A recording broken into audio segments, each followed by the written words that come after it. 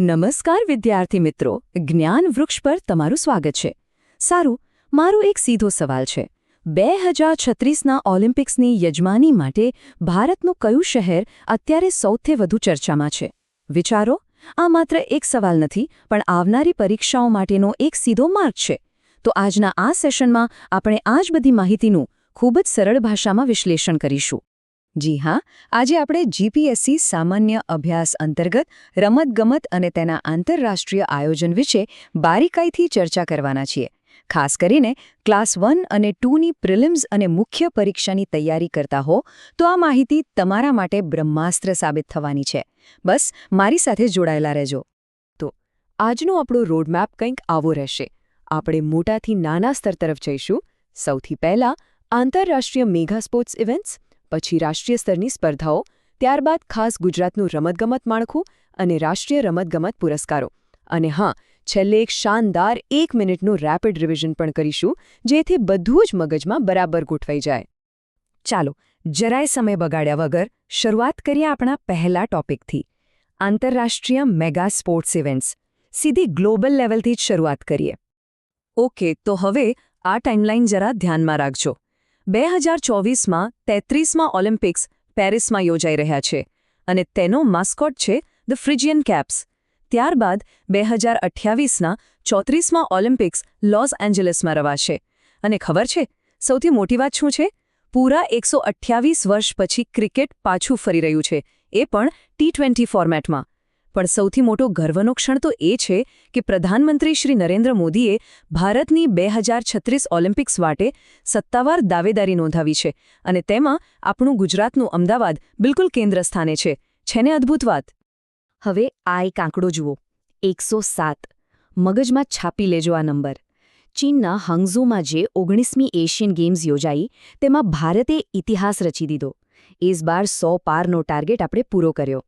28 gold, 38 silver અને 41 bronze, એમ કુલ 107 medal સાથે આપણે ચોથો ક્રમ મેળવ્યો છે.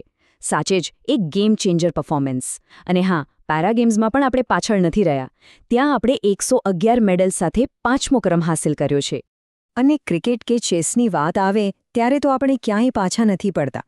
2023નો વન ડે વર્લ્ડ કપ ભલે ઓસ્ટ્રેલિયા લઈ ગયો, પણ વિરાટ કોહલીએ 765 રન ફટકારીને પ્લેયર ઓફ ધ ટુર્નામેન્ટનો ખિતાબ પોતાના નામે કર્યો. અને શમીએ 24 વિકેટો લઈને જે તરખાટ મચાવ્યો તે તો તમને યાદ જ હશે. ચેસમાં પણ આપણા યુવાઓ ડંકો વગાડી રહ્યા છે. ડી ગુકેશ ઐતિહાસિક કેન્ડિડેટ્સ ટુર્નામેન્ટ જીતનાર દુનિયાનો સૌથી યુવા ખેલાડી બની ગયો છે. અને આર પ્રજ્ઞાનંદ પણ વિશ્વનાથન આનંદ પછી વર્લ્ડ કપની ફાઇનલમાં પહોંચનાર પહેલો ભારતીય છે. ખરેખર કમાલ છે. ચાલો, વૈશ્વિક સ્તર પરથી હવે સીધા આપણા રાષ્ટ્રીય સ્તર પર આવીએ. રાષ્ટ્રીય સ્તરની સ્પર્ધાઓ. પ્રિલિમ્સ માટે આ વિભાગમાંથી માસ્કોટ અને યજમાન રાજ્યોના પ્રશ્નો અચૂક આવતા હોય છે. આ વિગતો તો ગોખી જ મારવાની છે.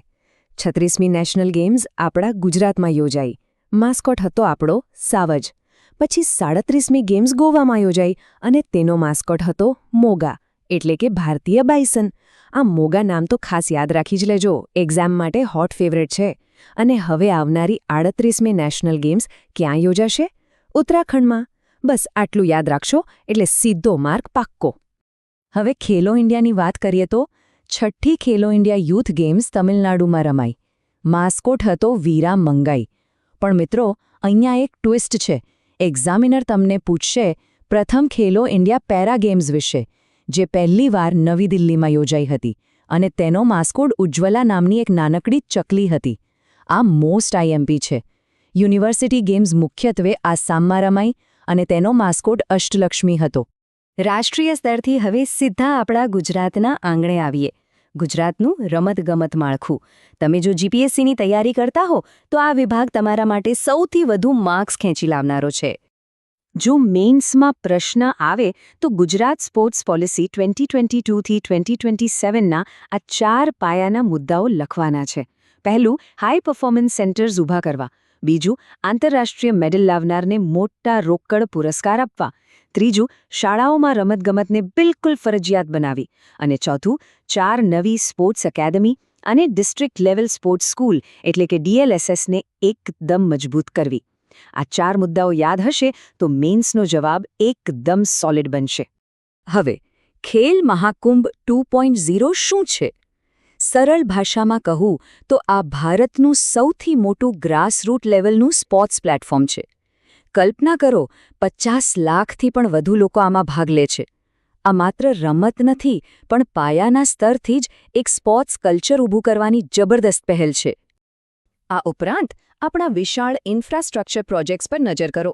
અમદાવાદના મોટેરામાં નરેન્દ્ર મોદી સ્ટેડિયમની આસપાસ જે સરદાર વલ્લભભાઈ પટેલ સ્પોર્ટ્સ એન્ક્લેવ બની રહ્યું છે ને, એ સીધું ઓલિમ્પિક વિલેજ તરીકે કામ કરશે. નારણપુરામાં world class multi sports complex તૈયાર થઈ રહ્યું છે અને વડોદરાના ડેસર ખાતે તો આખી સ્વર્ણિમ ગુજરાત સ્પોર્ટ્સ યુનિવર્સિટી બની ગઈ છે. આ બધું જ દર્શાવે છે કે આપણે 2036ના ઓલિમ્પિક્સ માટે કેટલા તૈયાર છીએ. ચાલો, માળખાની વાત તો થઈ ગઈ. હવે એ હીરોઝની વાત કરીએ જેમના લીધે આપણા દેશનું નામ આખી દુનિયામાં ગુંજી રહ્યું છે. રાષ્ટ્રીય રમતગમત પુરસ્કારો. ભારતમાં રમતગમતનો સર્વોચ્ચ પુરસ્કાર એટલે મેજર ધ્યાનચંદ ખેલરત્ન. આ વખતે આ સન્માન બેડમિન્ટનની આપણી સુપરસ્ટાર જોડી સાત્વિક અને ચિરાગને મળ્યું છે. આ બંને એશિયન ગેમ્સ હોય, થોમસ કપ હોય કે કોમનવેલ્થ, બધામાં ગોલ્ડ જીતીને રીતસરનો ઇતિહાસ રચી દીધો છે. જ્યારે અર્જુન એવોર્ડની વાત કરીએ તો તેનો વ્યાપ ઘણો મોટો છે, જે દર વર્ષે અલગ-અલગ રમતોના શ્રેષ્ઠ ખેલાડીઓને અપાય છે. અને આ નામ તો તમારે ખાસ સાંભળવું જ જોઈએ. શીતલ દેવી, હાથ ન હોવા છતાં માત્ર પગના સહારે તીરંદાજી કરી નિશાન લગાવનારી એ દુનિયાની સૌપ્રથમ આંતરરાષ્ટ્રીય પેરા આર્ચર છે. જમ્મુ કાશ્મીરની આ દીકરીની હિંમત જોઈને ખરેખર રોમાંચ થઈ જાય, બરાબર ને? એમની આ સિદ્ધિ આપણા સૌ માટે એક બહુ મોટી પ્રેરણા છે. અર્જુન પુરસ્કારના અન્ય નામો પર એક ઝડપી નજર કરી લઈએ. ક્રિકેટમાં આપણા ફાસ્ટ બોલર મોહમ્મદ શમી, તીરંદાજીમાં ઓજસ પ્રવીણ દેવતાલે અને અદિતિ સ્વામી, ચેસમાં ગ્રેન્ડમાસ્ટર આર વૈશાલી અને એથ્લેટિક્સમાં પારુલ ચૌધરી. પરીક્ષામાં સીધા જ જોડકા સ્વરૂપે આ નામો પૂછાઈ શકે છે, એટલે ધ્યાન રાખજો. ઓકે, તો હવે સમય આવી ગયો છે આજના સેશનના ક્લાઇમેક્સનો. જીપીએસસી રિવિઝન અને ટિપ્સ. તમારું સંપૂર્ણ ધ્યાન હવે અહીંયા જ હોવું જોઈએ. ચાલો ફટાફટ રિવિઝન કરી લઈએ.